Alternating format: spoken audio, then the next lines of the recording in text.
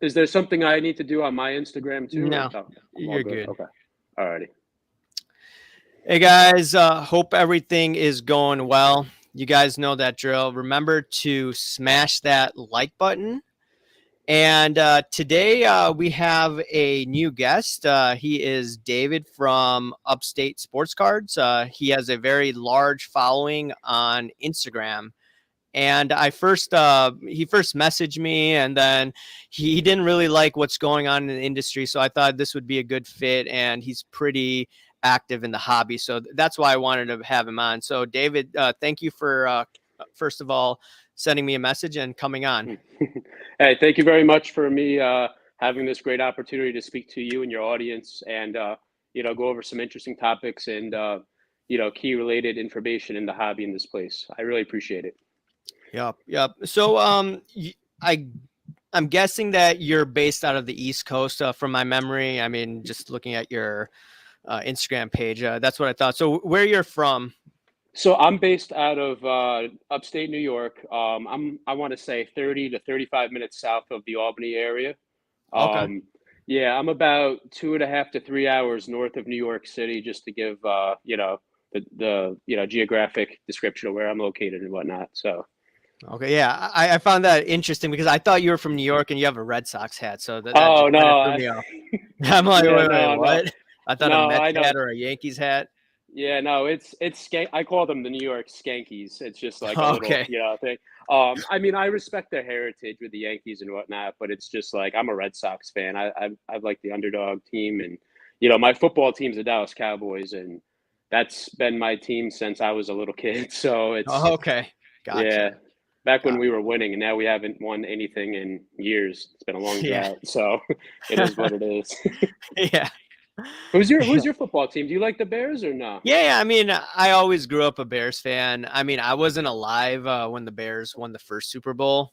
My Yeah. dad was really excited and jumping around when he was, or when my mom was pregnant with me. But I've never seen a Super Bowl champ as Rex Grossman, obviously. But yeah, we haven't won Yeah. anything either. So I mean, at least you guys with the Cowboys have won something.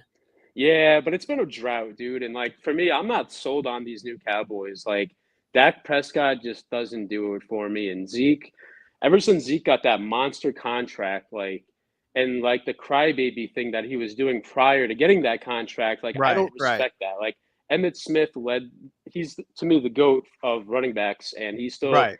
like I don't think that record's ever going to get shattered at this point. I'm a biased Cowboys fan saying that, but like to run 16,000 and something yards, to withstand. I mean, he had his work cut out having the offensive line that he had, but like, I just don't think that record's ever going to get shattered. I mean, Frank Gore just retired, and I saw that he's number three, like all Right, time, which is right. really impressive. But he was like a journeyman. After he left the 49ers, he was just like hopping around to different teams and stuff. Yeah, very So solid running back. Very yeah, solid for running back. sure. Yeah, to Yep. get that many yards in a career, it's just amazing. Like we've seen guys fall off, like Chris Johnson. Many like Matt. Like you guys had Forte for a little while. He was Yeah, Forte he was was a solid. yeah, he was solid, but it's like that position is just a grueling position, Yeah, and it's tough. I mean, their knees to get destroyed. What Eddie George? There's Yeah, what all these guys, that were big in college, went to Ohio yeah, State, and all yeah. that stuff. Maurice Claret was definitely one of those Oh yeah, Ohio State Maurice guys. Claret. Oh, that was interesting. Yeah, he was supposed to be like The the guy, guy. yeah, Yeah, absolutely. So, yeah, but it's quite yeah, interesting. yeah. It's just who are the people now that are like, like these big names. Like I see like all this Prism stuff that's coming out, and like, Trey Lance, and he's a backup quarterback. Like, he's better at football than you and I combined. Right, Obviously, right. but it's Obviously, like obviously. I don't understand the market with these guys. He hasn't done anything. It's all like the what ifs, and it's just it blows my mind that like these guys, these investors and people buying these cards. I'm like I remember collecting cards in 2015 when Winston and Mariota were like the guys and their NTs were like $50,000 and up cards. Now those cards are relatively cheap, compared to what they were at one point. So it's like, is that going to happen with these guys? And it's like a lot of people are putting a lot of resource into these cards, and it's like you just don't know. You know what I Yeah, I mean? mean, And it's just, I think someone put a ridiculous amount of money for Lamar Jackson when he's at his height, and is Lamar yeah, Jackson going to win MVP after MVP? I don't think yeah. so. No, But I don't think so too. I like Lamar Jackson, but that team, it's tough. It's very tough. And I read something on Facebook, like some of the receivers aren't really happy being a teammate of his, and it's just like there's a little bit of turmoil and stuff going on with that organization and stuff. And it's like a running quarterback. It's tough. Like you're really, one hit can put you out for the whole season or your career. I mean, You do you know? remember RG3? Oh yeah, for sure. Yeah, I Yeah, mean, like he was supposed to be amazing. Then what happened to him? What, a backup yeah. quarterback or number three now? He's I don't know if he's he's a still in journey. the league. I don't know if he's in the league to be honest, either. And it's just like that's really interesting because there were people that put a lot of financial resources into these quarterbacks, and it's like maybe there are fans of him that went to Baylor because I believe he went to Baylor school university. So Yeah, maybe there are some fans that went to that program and watched him and they have that connection and stuff, which is cool. But it's like in terms of an investment, it's like people got smoked on that, and it's yeah, it's unfortunate. yeah. You had to buy in 2018 and 2017 to make Yeah, the big money.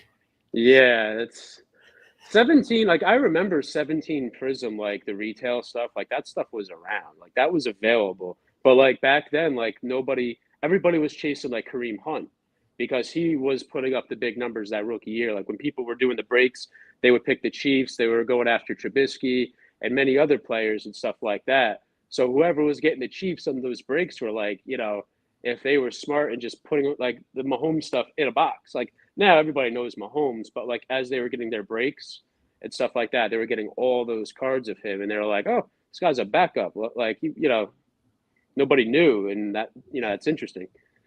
Yeah, I mean, like one more thing before like we get into some of the things we're going to talk about, but like I remember Mahomes like during the playoffs in 2019 when he was doing amazing things. I got an optic hollow PSA 10 rookie 2017 for about what $130, and Wow. now even with the market going down, it's still 1,800, $1,900. So Yeah, that card was almost 5 grand. Like I it, followed it that was card a I little think bit. 7 grand at its peak, Yeah. Oh assuming it's yeah. a real auction. Yeah. Oh yeah.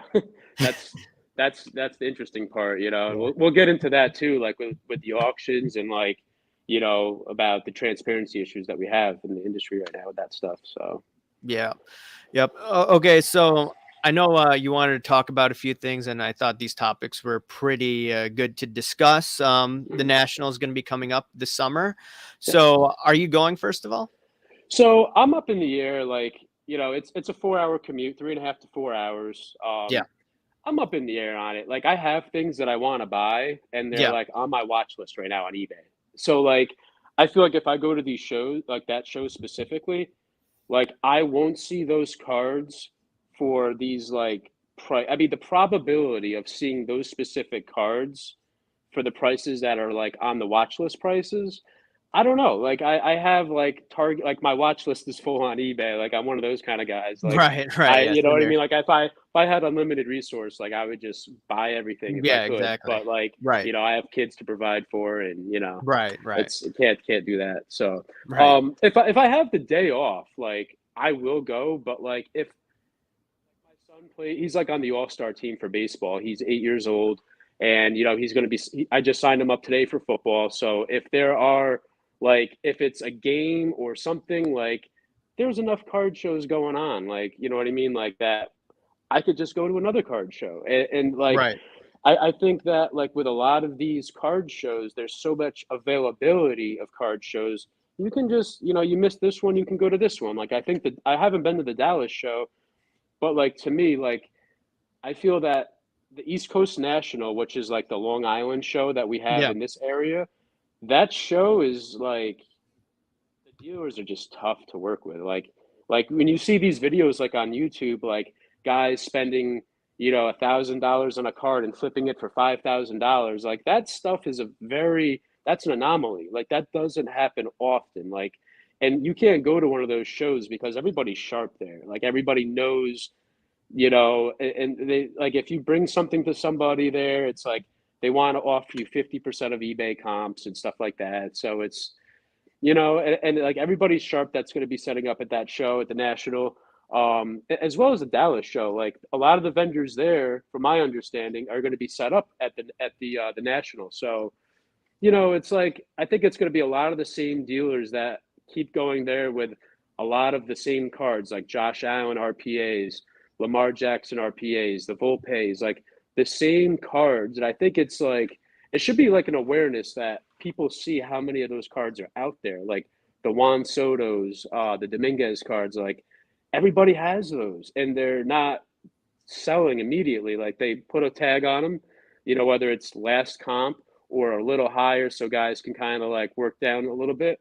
I mean, if it's just really like competitive right now, like for dealers. Like I was going to shows for a while, and I'm just like, you know, I was setting up, just putting some stuff out there, like just, you know, just to try to get different opportunities to get stuff that I want, you know, and I would get PSA bulk subs back, and I would just take those cards, put them out, price them, you know, I paid like 12, $14 a grade. So if people pay $30 to $40, I take that money and then I go buy specific cards that I'm after, like, you know, Peyton Manning refractors and, you know, stuff like that. That's more blue chip versus like this ultra modern stuff that's so available. So it's like the National, I think it's going to be an interesting thing. Like I didn't go last year, you know, due to work and stuff like that. I used to work at a prison for the state, and that had issues in itself because of, you know, Yeah. getting mandated 4 or 5 days a week. You know, 16 hours is a lot, Right. and Right. you gotta be alert. And if you're not, like, then there's all types of problems that can occur as well with that. So that situation digressed. So, but it's like for me right now, like I feel like with the availability of shows and things that I want to buy on eBay, if I go there, great. If I don't go there, that's fine too. You know what I mean? Like it's going to be an interesting show though, because I think there might be a lot of people just dumping stuff. Like, you know, I don't think so much the dealers, because the dealers have a lot of like overhead costs involved, like setting up. Like they have plane, they have hotel, they have food, you know, possibly entertainment. Like if they're going to the casinos and, you know, boardwalks and doing all those types of, you know, activities and stuff. So um, I don't know how it's going to pan out. I hope people do well that set up. I hope people do well that go. Like you know, it's good for the hobby.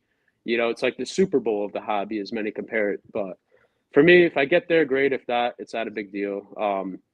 And I feel like a lot of people aren't going to want to move on their prices, and you know, and people that are walking around with their slab boxes, you know, that kind of is a nuisance in itself too, in my opinion, at times, because like as a person that's walking a show, like I want the dealer's attention to try to maybe negotiate a price on a specific card, but yet they're dealing with like someone that's been in the hobby for a year or two, and they're working on a deal, and you know, I don't want to like be rude and interfere, and you know, just say, hey, what's your price on this? You know, what's the best you can do? While they're working on a deal. So like I feel like those things are going to happen a lot because people are going to want to get liquid at these shows, and which it is what it is, you know.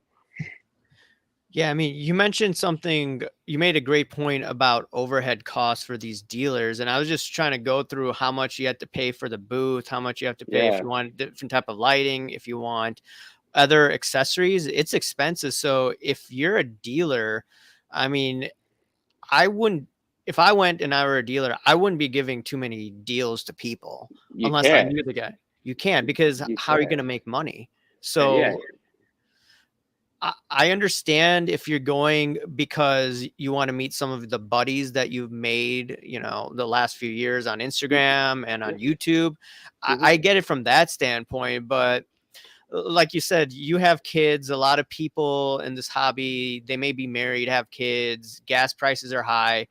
So just from, you know, financial point of view, for a lot of people, it won't make sense. I mean, my wife Yeah. told me that now she wants to go to Philadelphia because her schedule is opening up. So if I have, you know, limited days to take off, just like you do, then like, what do Hmm. I choose to do? And if I have Yeah. more vacations to take, I don't know how many days you get off for your Yeah. job, but Yeah. you know, I currently work two jobs right now, as a matter of yeah, fact, because like I was doing the card show thing for a little while till I was finding something that, you know, fits me as a individual. And you know, it was one of those things where it's like I see these guys that set up to these smaller shows. Like we have, like my local show is the Albany Sports Card Show, and that show is it was good at one point. Like back in the '90s, like they would have like in the early '90s, they had like Mickey Mantle go there to do signings and other all time greats and stuff like that. But now the show, I want to say there's like 100 tables, 150 tables at most, and it's the same guys that have the same stuff. They have the retail, they have all of these cards that they've been bringing back and forth. Like it's a monthly exercise loading these white boxes to the show, putting them on tables for people to spend $50 out of those small boxes.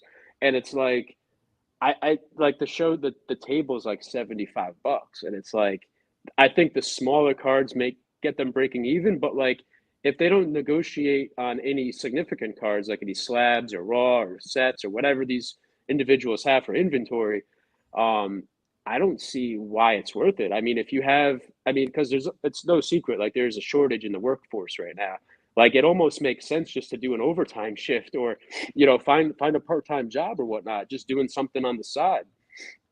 So it's just like, I don't know. It's just really interesting. Like a lot of, I think there's just too many shows right now, and like I remember like not too long ago we had the Probstein show like in New Jersey in East Rutherford. That was like 3 hours from me, and then there was the Costa Card show. Like Costa Card's a good guy. I don't know how you view Probstein. I mean, I think he's a very controversial individual in the hobby. I don't think he directly shills auctions. I think from what he says, he is a busy man. Like I don't think he has the Yeah. time to go and do individual. Like I don't think he does that. It's reality. I think it's like a lot of the shilling that goes on. I think it's people that have those cards. They got them for a certain amount, and they have their accounts or their friends' accounts go in and make these bids, whether these people have low feedback or high feedback, just to show that there's people willing to spend whatever that bid was. And I think there's just like, with bid history, I always check that. I know you always check bid history as well from seeing your posts and your content. But you can't really tell, man. Like it's just you don't know with what's that whole situation. Yeah. I mean, I don't think he has the time, like you said. I No. mean, he's been on some interviews saying that he wakes up early in the morning for his religious activities. Yeah. So I doubt he would do that. And he said that in an interview, if he knew someone was shill bidding that worked for him, they'd pretty much be out the door. Yeah. And I don't know if you've been paying attention to my Instagram and some of my YouTube videos lately, but I've noticed that some of the auction houses allow people to bid on the auctions, right? Yes. Yes. Yes. Okay. You've Yes. seen that. That's Yes. interesting. Yes. So there's three auctions out there, and there's people go after Probstein, but they don't go after these other three companies as hard as they do against Probstein, probably because there's cheaper cards on Probstein than some of these higher end auctions. But Yeah. I mean, like if you're going after Probstein, I mean, then you got to go after these other guys, in my Everybody. opinion. Yeah. It's Yeah. like being a cop. Like if you're gonna pull over a car that's driving fast, that's playing loud music, for instance, you got to pull that car over versus the other car that might not be. You know what I mean. It's got to go both ways and stuff like that. You know what I mean. It's got to be one of those types of things. But it's like, I think like heritage auctions and these other bigger auction houses that have other people like client or staff that can bid on those auctions. I think those clients that use that consignment service have more of like blue chip stuff that go to those, like the Mickey Mantles, the Willie Right. Mays, and all that kind of stuff. Yeah. And everything that goes to Probstein, like he says, he's like a drive-through. He could serve, the dollar cheeseburger or a steak, like Right. as he said. You know what I'm Right. saying? Like he has both ends of the spectrum going on. So it's like you don't know like what you're gonna get. Like I've used them. I was happy with the service. You know what I mean?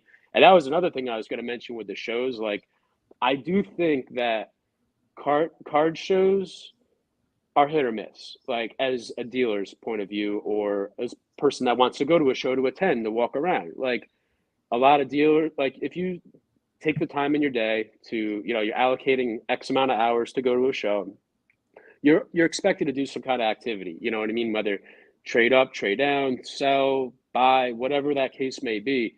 And I just feel that like you could do the same with a consignment service. Like if you want to get liquid, like if you just got a PSA or SGC or BGS order back, you can save so much time and hassle because selling cards is a lot of work. Like people think just because like you buy something on bids that someone's going to pay that much, like that's tough. Like it really is.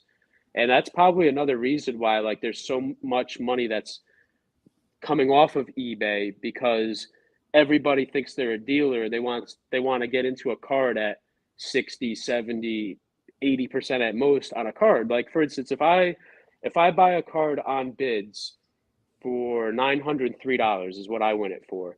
By the time I pay shipping, I'm in New York, so I pay sales tax. Out the gate, I'm into it for $1,000. I can't go to a show and go to a dealer and say, I'll give you this card plus this much cash for this card, unless the dealer got into it really cheap. Then that's a different story. But like, I feel that like they're going to want to give you 60%. So they're going to tell you, 60 cents on the dollar. They're going to tell you like $600 is what they want to be into your card. And I think that really is a disservice in the hobby in a way. Like I get it. Everybody has to make their margins, but it's like, damn, I just paid $1,000 for this card. It's a card that isn't available. It doesn't sell often. It's considered rare, and it's like, it's just not how it goes. And I think that's why people are leaving the hobby, in my opinion, because they get like this misconception where they think that like, oh, I just bought this card for $1,000. Like it was a steal. I sniped. The eyeballs weren't on that auction. And to me, like I think that auction prices always end low because not everybody that knew about that card was on that auction specifically. If there's 6 bidders on that auction and it's, for instance, a Mahomes card or it's, a Walter Payton card or Jim Brown card, for instance, not everybody knew about that auction. And like some of these prices go so cheap. Like I've seen comps. I'm like, damn, I would have paid more for that card. Like that card went cheap. I would, if I knew about that, I would have paid more. But then that person might take that card and go to a show and then they get it's a bloodbath for them. It's not a good situation. I think that a lot of people are just getting burned with those types of things. Yeah. People put their work for their money and sacrifice. They work and spend. Maybe they do overtime and that's time away from their family to buy that card, and they don't want to hear that. Oh, I want to be into your card for $600. That's just like, it's just not cool. Yeah, yeah, I understand your point, and I don't do cards full time, but if I were to do cards full time and I'm a flipper, the only way that you could make money in this environment some people are saying that we could be in a recession, whatever I it is. think we are. I think Yeah. we are. Stagflation, whatever it is. So if I am doing this on a full-time basis, the only way that I believe I can make money is to either cheat people out, the comps way better than everyone else, or two, it's like paying 60, 70 cents on the dollar, buy up collections and then sell them off. So I understand your perspective, but on the other hand, some people have to feed their family, have Absolutely. to put food on the table. So, I respect that. I yeah, respect it completely. It's just for me, like, just because somebody pays $75 for a table, like they're buying that position in the negotiation and stuff like that. And it's like, you know what I mean? Like I understand as a business, yeah, you want to be in at 60, 78, whatever the case may be, but that's still dangerous territory because now the way the market's going on some of these cards, if something goes for 2,000 on bids and they're into it for 70%, maybe one sells a week later for $1,233. And then they bring that card to the show. They're into it for, let's just say, 1,400, $1,500. And there's the last one that sold for 1,233.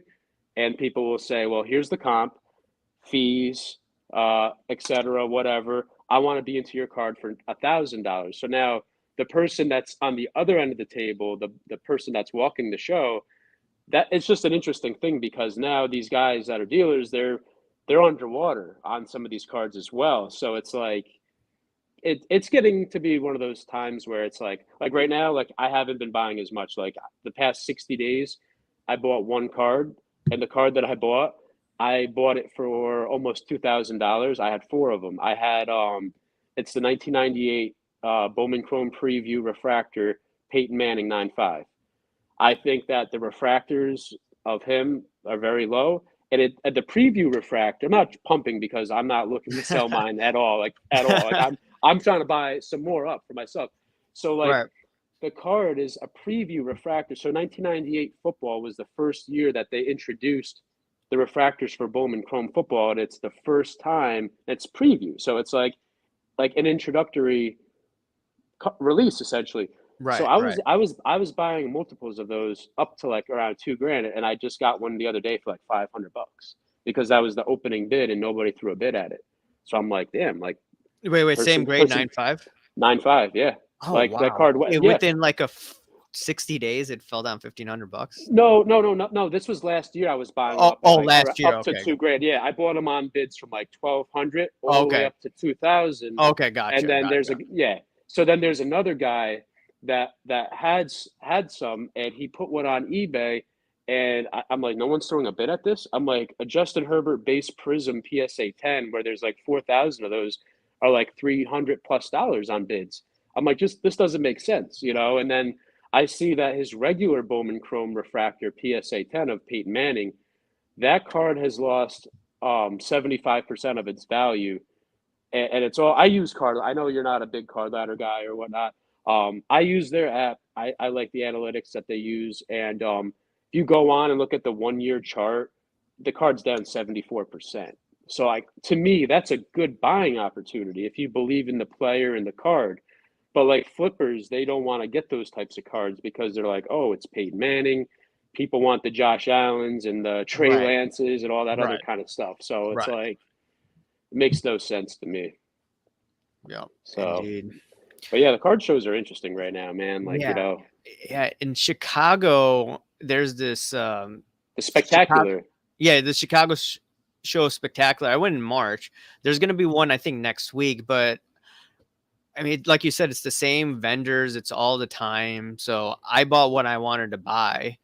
I mean, I Yeah. bought a Rizzo autograph, but it wasn't to invest in anything. It's just I want something for my own personal collection. If I could find a Yes. Chris Bryant autograph, then I'll buy it. But Yeah. I mean, I guess I'm like a typical guy. I just want to buy what I want and then get out. Like I'm not there just to, unless Yeah. it's for a social Yeah. gathering. But Yeah. No, I completely understand that. Like, I was gonna say, I mean, with that show, if it was like once a year, yeah, like being that it's in your backyard almost, like, yeah, you'd want to get there. But like, that show's always available. Like, it's gonna be the same dealers.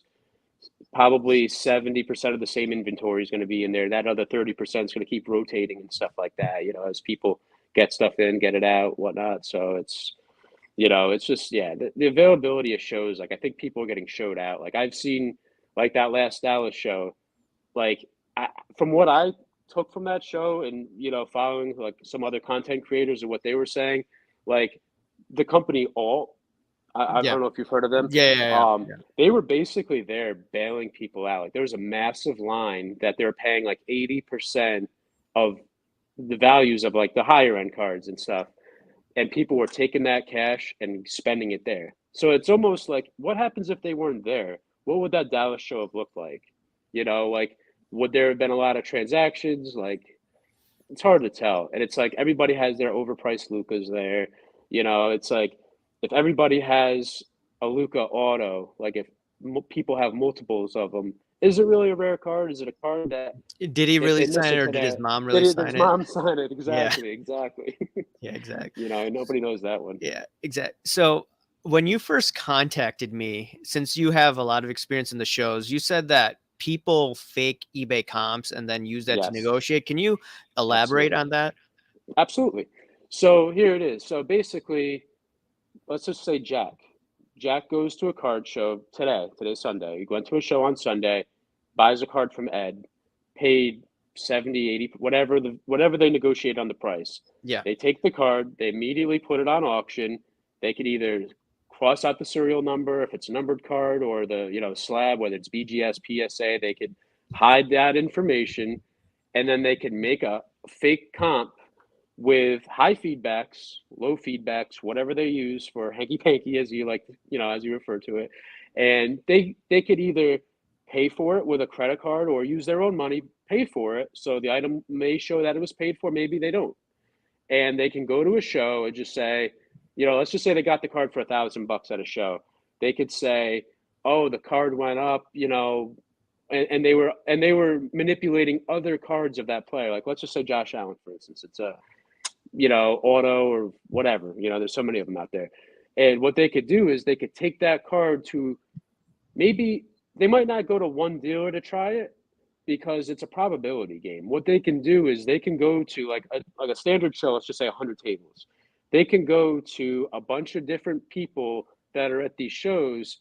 It could be people that are walking around that aren't set up, and it could be people that are set up. And they could say, "Hey, I got this card. I just want to get out of it. I don't like Josh Allen. I like Lamar Jackson. Like, I'll give you this and a little bit of cash for your Lamar Jackson." And they can just basically like pull the wool over someone, and that's scary. You don't know if these sales are legit or if they're not. And if somebody uses a credit card to buy it and it shows that it was paid, or use their own banking card, whatever, and they make a comp, and then they could do a return or refund, or you know what I mean? They could do some kind of What if they dishonest know? behavior. What if they know the seller, and then the seller sends them like some random thing, and then he pays them back on Cash App or Zelle or whatever, and they settle it that Exactly. way? It could be worth Exactly. tens of thousands of dollars, and then just the sales tax, it won't matter for that, That's and yeah. they get away with it. So yeah, I guess it could happen. Now it'd just be how many people are pulling that off, and someone would be like, how can you prove it? That's Desperate times, desperate measures. People will do things that they need to do to get by. Like at the end of the day, like they will do sneaky, underhanded crap. Like it's not a large percentage of the hobby. I yeah, mean, who knows? You can't really figure that one out. But it's like that does happen, and it could happen to people. And it's just that's scary because people work for their money, and that's money that could have been spent on their families to do this, to do that, and it's like here we are. It's just it's not the best situation out there, as we can see. The ethics is, people haven't taken a course in ethics, on doing the right thing and helping people out, and it's just like it shows in this hobby right now. yeah. I mean, when I was in college, we had to take Yeah, business trust no one. ethics. Yeah, I've taken professional ethics. I went to school, and I have my bachelor's in economic crime investigation. So it's like I'm always Yeah, thinking like someone's trying to do something. Like, why is this person? You know what I mean? It's you got to yeah, keep your guard. You got to keep your guard up in this world, man. Like it's just how it is, unfortunately. yeah. I don't trust many people, as you know, in this hobby. You can't. You Yep. can't. But now, Josh Luber, I know you wanted to talk about it. Your Oh thoughts yeah. on Josh Luber?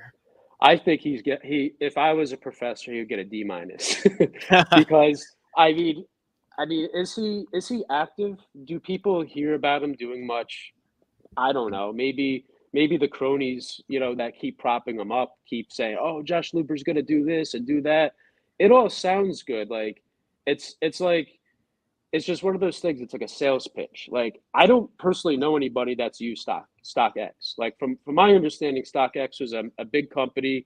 They're profitable. If you look at their P&L, the profits and losses, and what the company has been able to do and the trajectory that they were on. But it's like how is it that he's been at the helm for almost a year, literally almost a year in that position, and we don't hear about him making any major strides to take this hobby mainstream? Like I just think like if anything, the hobby's been going down, like overall. Like you can say that like in the stock market, there's good days and bad days. In the bad days, a lot of stocks can go down and many of them can still go up. But if you take the majority and you look at it in the macro, there's going to be points made that like it's not a good look right now, and the whole zero cool, the jackass, and this and that. Like you got to ask yourself, like I have young kids. My kids are 8 and 10 years old. Would I want my kids to have jackass cards? Like I wouldn't want them to see, and I mean they're going to figure things out when they get older.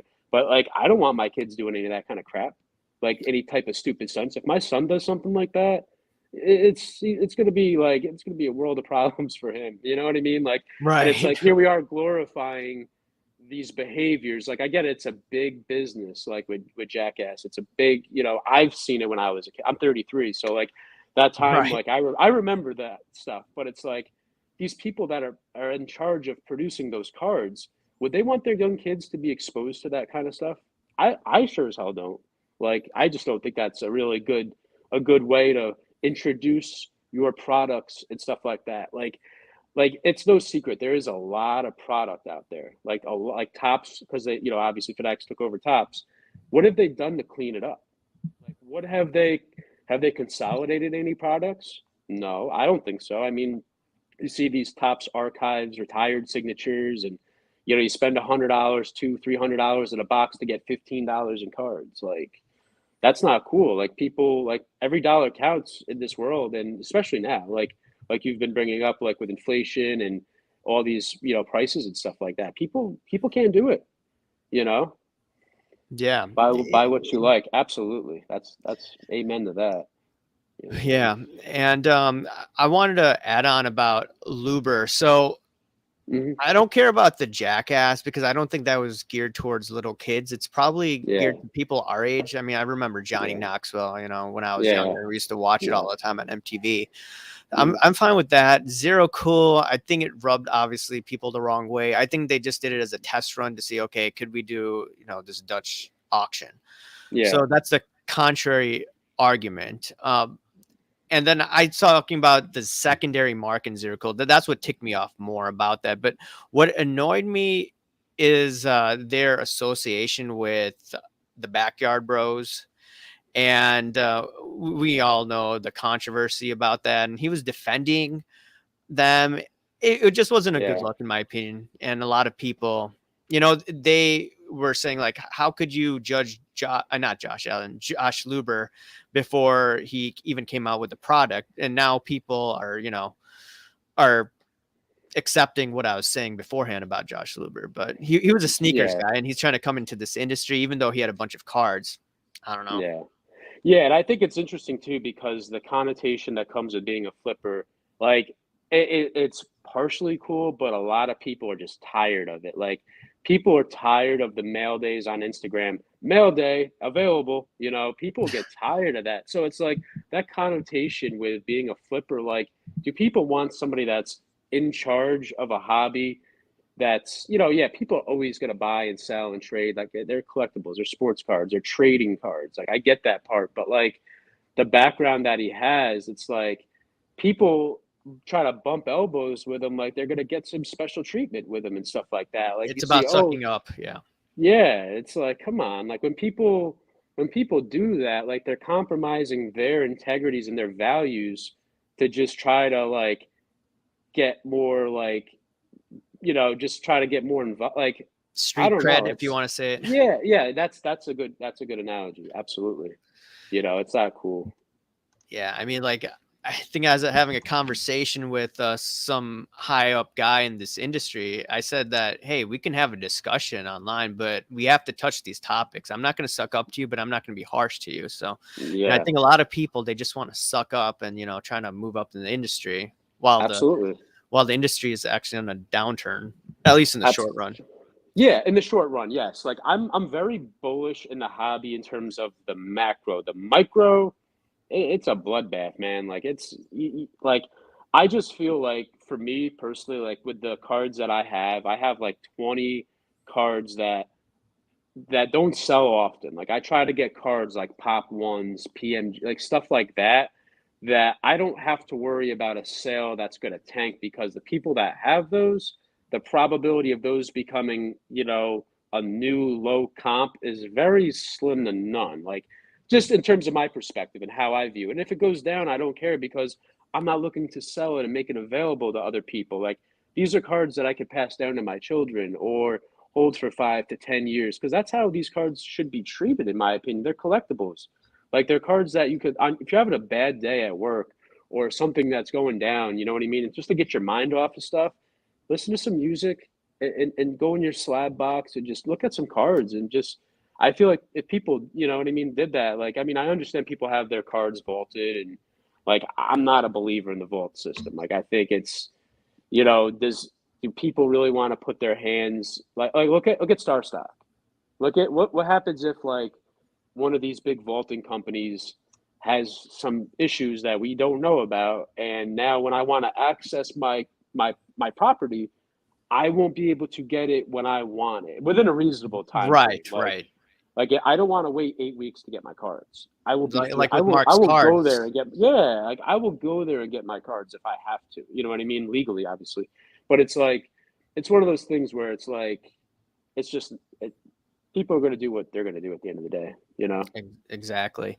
All right. My computer. This is my work computer, but Okay. it says that it's going to shut down in about 8 minutes. We could come back on, or That's we could. cool. Yeah, yeah. Yeah, that's So, cool. so let's try to wrap this up. I know you want to Yeah, talk about being positive. You've seen my videos, and I absolutely. said I Yeah. want to be objective.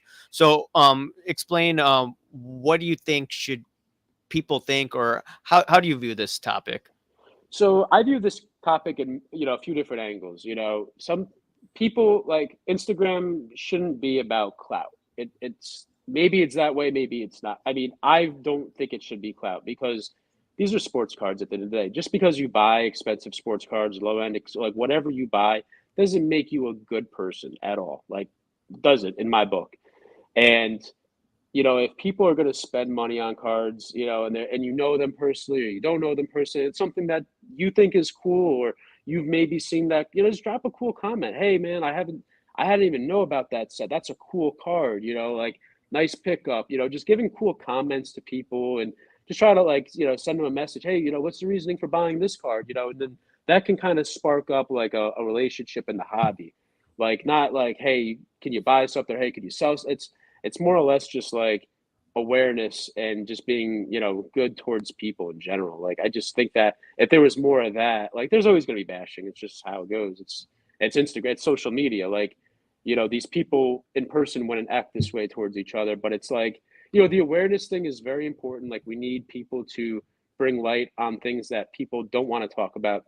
People have sponsorships on YouTube, they don't want to go down those rabbit holes and exploit and discuss certain things and stuff like that, which I get it. It just shows how they are.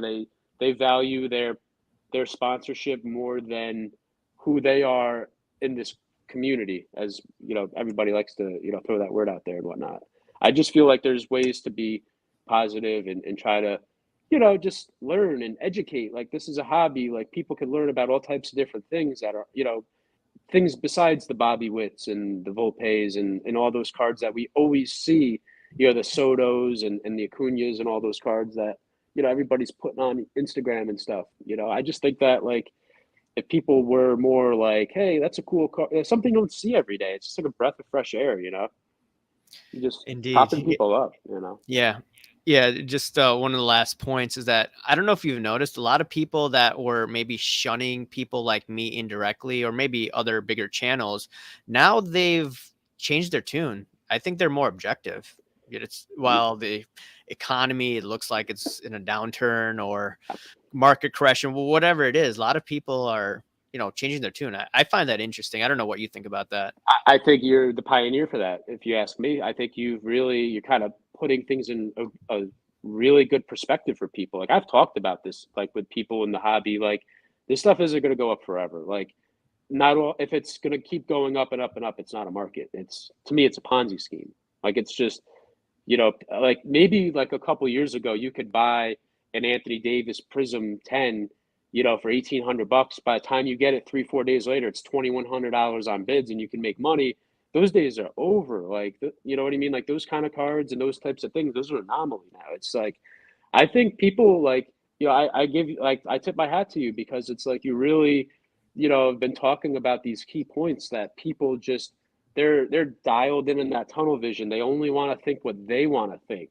And, I give you a lot of credit, you and Dustin on, Sports Card Dad. I really tip my hat to him as well because like he's talked about these topics and like how, he's bullish big picture, but like he brings up, many other points like, hey, like, this is what it's like. This is what it is. You know what I mean? And people need to hear that before they get too involved in, all types of other repercussions that could come. Like, we're all paying more for gas. We're all paying more to eat.